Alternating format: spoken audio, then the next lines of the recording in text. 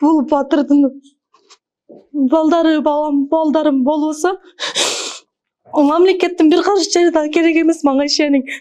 Квартира алып калышы мүмкүн. Мен ага кепилдик бере албайм азырчы. Балам экен, сизде дагы бала бардыр. Заклад кылам. Жене покойного Мирлана Ниязова, погибшего в приграничном конфликте в Баткене в 2022 году, негде жить с 3 детьми. Жолдошум өтүп кеткенден кийин ошол 20-22 аскер бөлүгүнө барып жашаганга туура келди.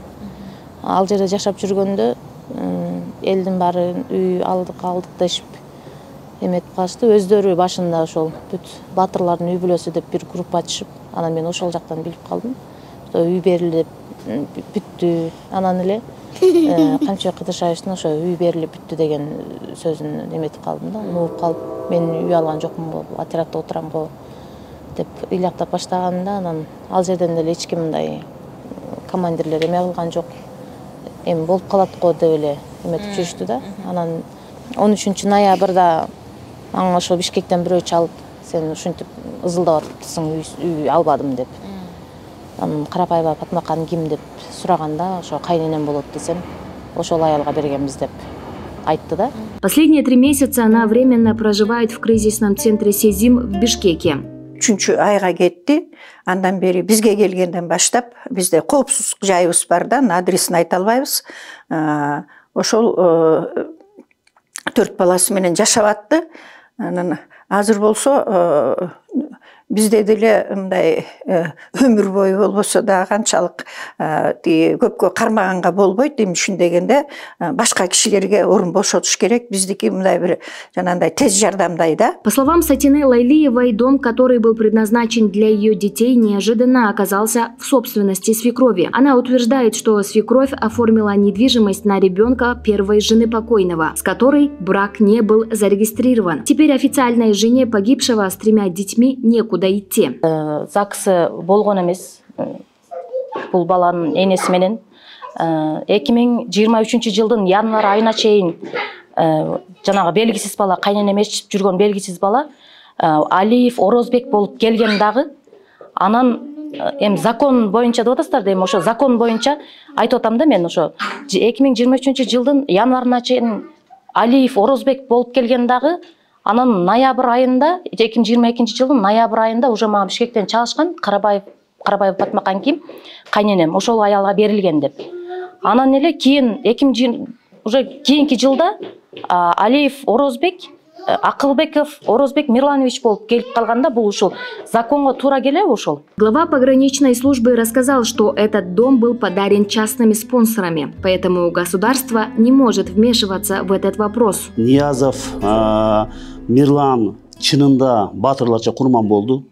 Аны бүт кыргыз эли, баарыбыз мамлекет кабыл алган ошентип. Ал бала жүрөгүбүздө турат. Кыргыз эли үчүн, кыргыз жери үчүн, чек аранын бүтүндүгү үчүн ал бала батырларча курман болду. Ошондуктан ушул Мирлан Ниязовдун эмгегин биз баалап, мамлекет баалап бир канча жардамдарды берди. Мамлекет эч качан Сатинаны көчөдө калтырган жок. Батир берилди демөөрчүлөр тараптан. Ошондуктан бул жерде демөөрчүлөргө чара колдонуп, же аларды бир жоопко тартып андай кыла албайбыз.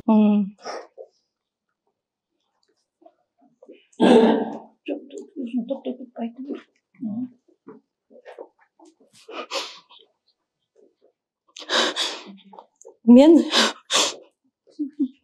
бул батырдын балдарым болбосо мамлекеттин бир карыш жери да керек эмес мага ишенин. Азыр бияктан мага айтыш бул эмеден чыгып атышат. Журналисттерден.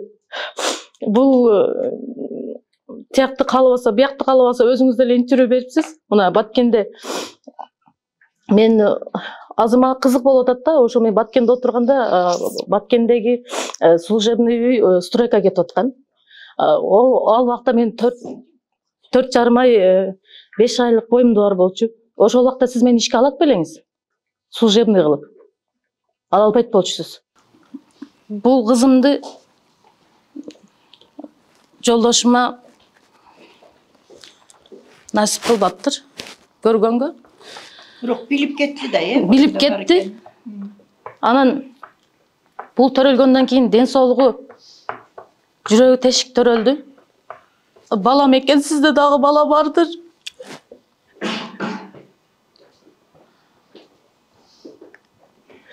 Ошо балдарды өзүлүп кеттим көчөдө. Баткенге барса биз бүгүн дагы даярбыз буну жумушка алганы. Бала бакчага орнотууга бүгүн дагы даярбыз. Квартираны бөлүп берүүгө бүгүн дагы даярбыз. Ошол квартиралар жашап турса, эгерде азыр көрүп атасыздар, демөөрчүлөр, ар кандай демөөрчүлөр чыгып жатат, квартира алып калышы мүмкүн.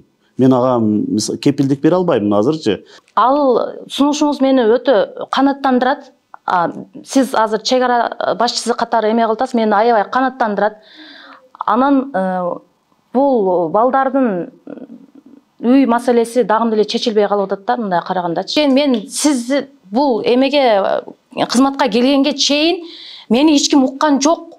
Эч ким уккан жок. Азыр Шашеев айтыптыр мени. Кабыл алайын десем келбей койду деп. Макул, менден коркпойт, элден коркпойт, эч кимден коркпойт, бирок Кудайдан коркуш керек да. Директор пограничной службы пообещал довести этот вопрос до президента и главы ГКНБ. Журналисты спросили, предоставляет ли государство дом детям военнослужащих, которые погибли, защищая Родину. Алимбаев ответил, что закон это не предусматривает. Мен бул маселени жеткирем. Доклад кылам сөз түрдө.